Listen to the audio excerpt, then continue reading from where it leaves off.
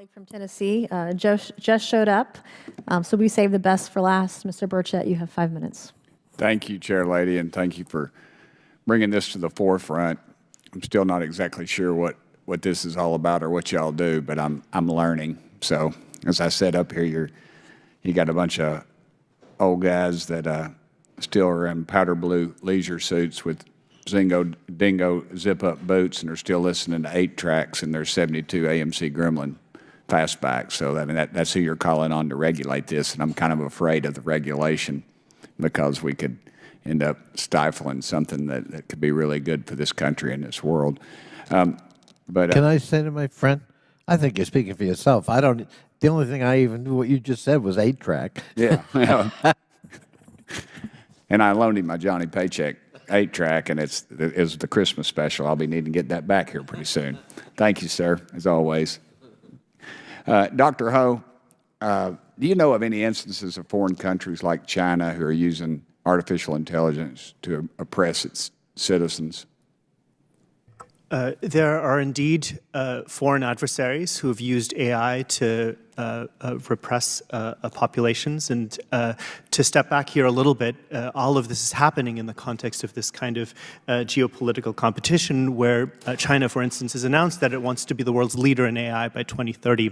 Just to go back to your opening remarks, though, I think you're right to sort of express the concern about overregulating, and that's why in my opening remarks, the thing I'm quite sort of fond of is a kind of adverse event reporting system, where for cybersecurity harms, harms of medical devices, there are ways to drive down the information gap of what is known in the private sector and between government so that we can have forms of regulation that aren't overbearing and that are actually tailored to the kinds of harms that have manifested. Let me ask you, don't punch your button yet, Dr. Ho. Does China use this to advance its agenda abroad, and if so, how?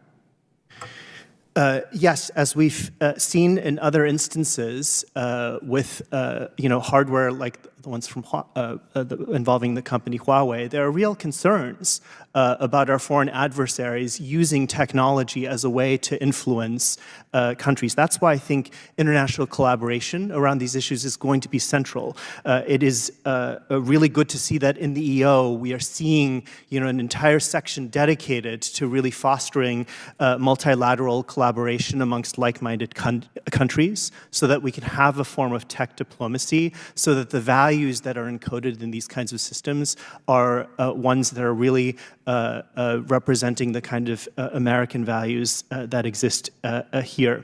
For instance, you have, related to some of the earlier discussion of the NIST AI RMF, the executive order requires a development playbook of how to actually adapt the RMF framework to work with other countries. And there are also proposals like the Multilateral AI Research Institute to try to bring like-minded countries together. That was a recommendation endorsed by the National AI Advisory Committee, on which I sit, to actually bring like-minded countries together to formulate a collaborative approach to AI governance. What about Executive Order 14110? Do you think it goes far enough to allow us to compete against China?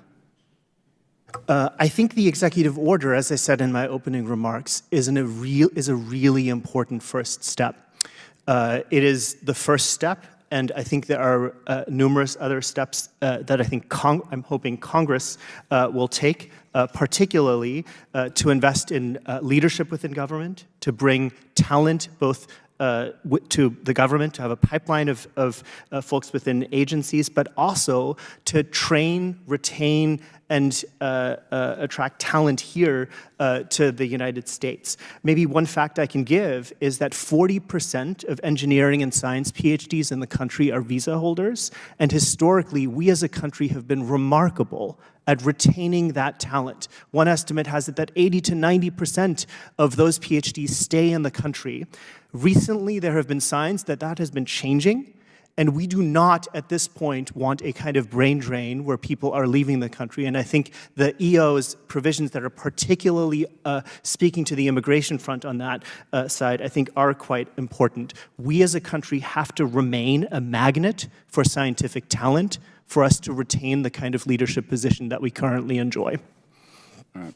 Yes, sir.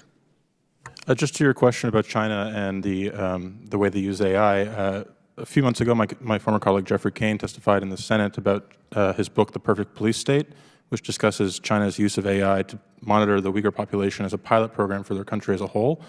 And I think as AI disrupts institutions worldwide, there's going to be a race among every tin pot dictator out there to import technology to restore security. And one of the roles the U.S. can play is by developing defensive technology that can do things like policing and law enforcement while preserving civil liberties. All right. I've run over my time. Ranking member. You're welcome. Chair lady, it's been wonderful. Thank you so much. Thank you.